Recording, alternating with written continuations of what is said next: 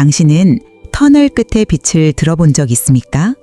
그 빛은 다른 세계로 이어지는 문일까요?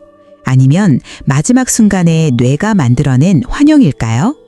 만약 위에서 내려다보는 듯 자신을 바라본다면 당신은 영혼의 존재를 믿게 될까요?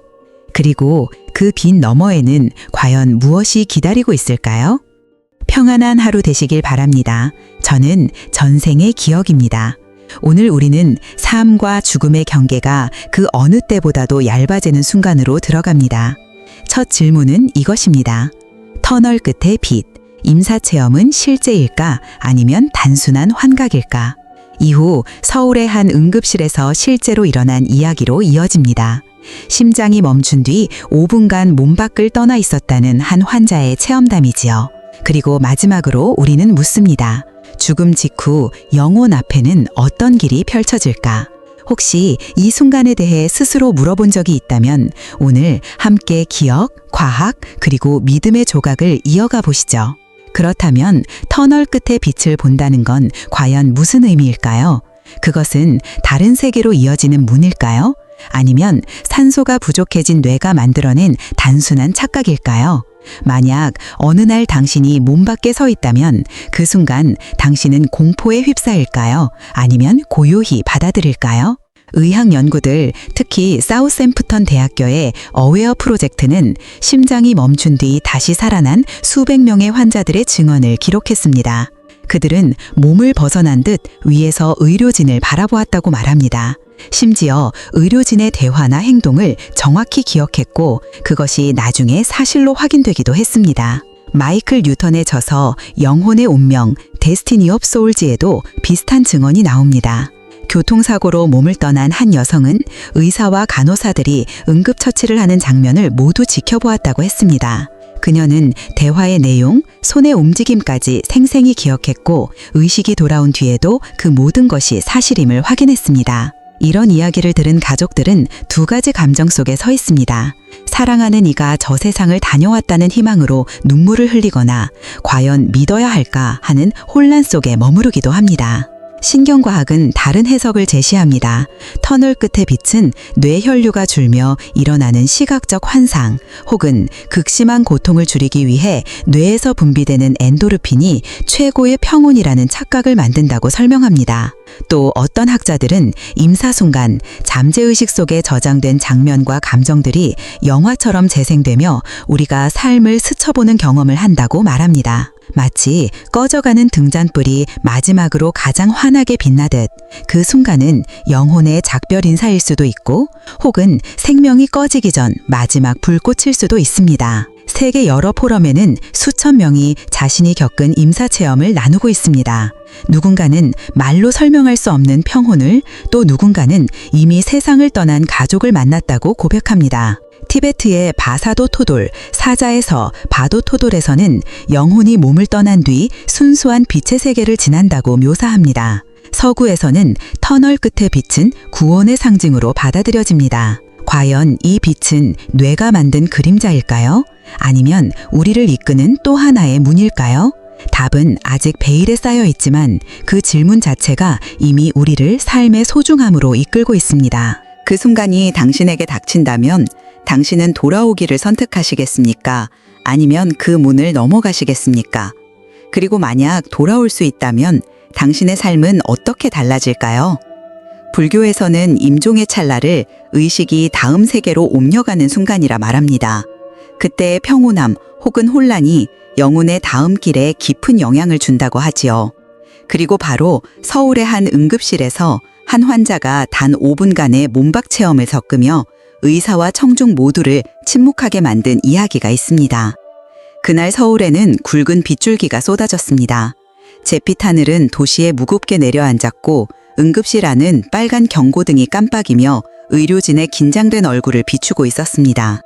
심장 모니터의 경고음, 차갑게 울리는 카트 바퀴 소리가 공기를 가르며 퍼졌습니다.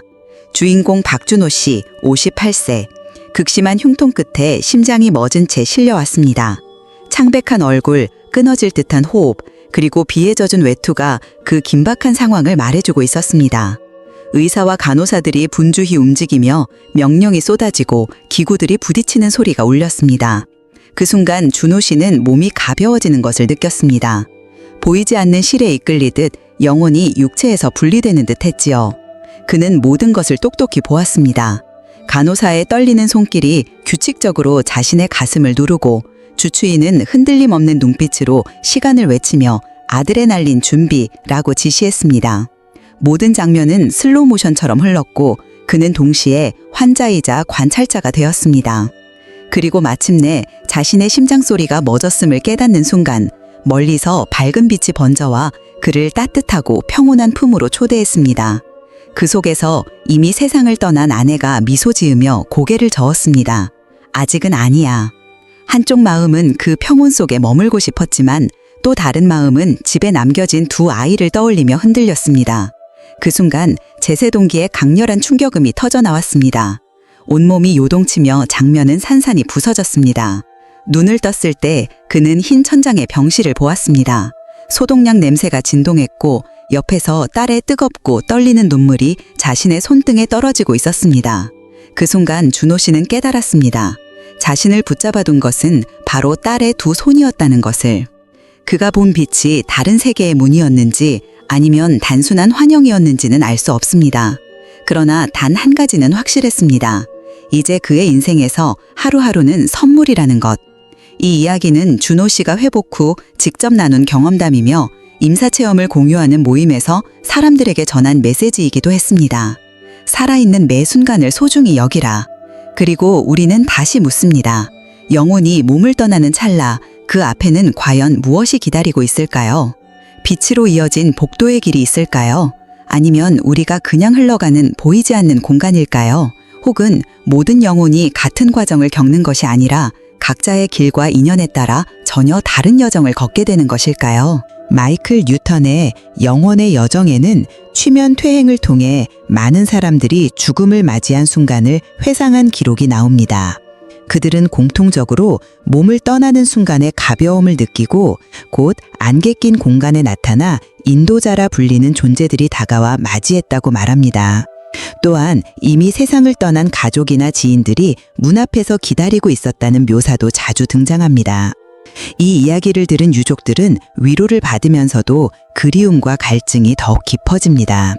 언젠가 다시 만날 수 있다는 희망과 지금은 결코 건널 수 없는 거리 사이에서 마음이 흔들리는 것이지요. 과학은 이를 뇌가 서서히 꺼져가는 과정에서 발생하는 환각이라고 설명합니다. 혈류와 산소가 줄어들며 기억과 이미지가 무질서하게 흘러나와 복잡한 체험을 만들어낸다는 것입니다. 어떤 학자들은 이것이 객관적 실제라기보다 무의식 속 소망의 투영이라고 주장합니다. 하지만 만약 모든 것이 단순한 뇌의 산물이라면 의식이 끊긴 상태에서 일어난 사건들을 어떻게 그렇게 정확하게 묘사할 수 있었을까요? 시야 밖에서 벌어진 상황이나 육체가 무의식 상태일 때의 대화 내용까지 기억해낸 사례들은 단순한 환각으로 설명하기 어렵습니다. 아이의 손을 놓고 새로운 교실로 들어가는 순간을 떠올려 보십시오. 영혼이 육체를 떠나는 일도 이와 비슷합니다. 두려움은 잠시, 곧 호기심과 탐험의 시간이 다가옵니다. 수많은 사람들은 꿈결 같은 순간에 자신이 드넓은 빛의 들판을 날아다니며 이미 떠난 가족을 만나 위로와 메시지를 받았다고 전합니다. 고대 그리스 신화에서는 영혼이 스틱스 강을 건너 저승세계로 간다고 했습니다. 고대 이집트에서는 오시리스의 심판을 거쳐야 영혼의 세계로 들어간다고 믿었습니다. 문화는 다르지만 공통적으로 죽음 뒤의 여정을 역시 하나의 길로 그리고 있습니다. 만약 당신이 육체를 떠난 직후 사랑하는 사람을 다시 만난다면 당신은 가장 먼저 무엇을 하시겠습니까? 그리고 그 누구도 나타나지 않는다면 당신은 계속 나아가겠습니까? 아니면 돌아오시겠습니까? 불교는 죽음 직후 중음, 바르도의 시기를 말합니다. 최대 49일 동안 이어지는 이 과정에서 영혼은 재생하거나 다른 세계로 향할 준비를 합니다. 그리고 이때의 마음가짐, 마지막의 의념이 다음 행로를 결정합니다. 죽음은 끝이 아니라 새로운 문입니다. 살아있을 때부터 평온한 마음을 기르는 것이 그 문을 통과하는 가장 안전한 길입니다. 오늘의 이야기는 우리를 삶과 죽음의 경계 너머로 데려갔습니다. 터널 끝의 빛에서부터 몸을 떠난 영원의 여정까지. 과학과 종교는 서로 다른 해석을 내놓지만 그 체형이 우리에게 남긴 울림은 같습니다. 남은 호흡을 소중히 여기라. 살아있는 지금 이 순간을 전심으로 살아라. 오늘의 이야기가 마음에 닿았다면 댓글로 여러분의 생각을 나눠주세요. 구독과 알림 설정은 저희에게 큰 힘이 됩니다. 함께 해주셔서 감사합니다. 여러분의 삶이 늘 평안하고 가볍기를 기원합니다.